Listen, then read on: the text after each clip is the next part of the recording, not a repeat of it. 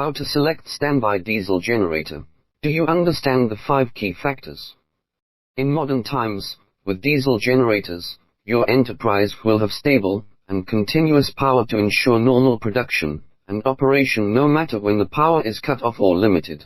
In general, when configuring diesel generators for enterprises, these 5 key factors need to be considered. 1.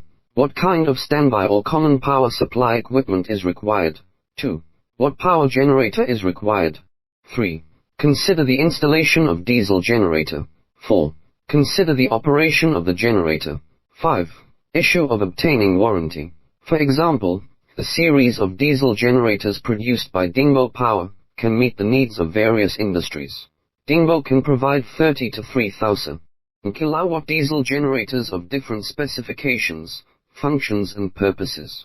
It can choose open shelf, silent box, container and mobile trailer diesel generators, and provide perfect after-sales service.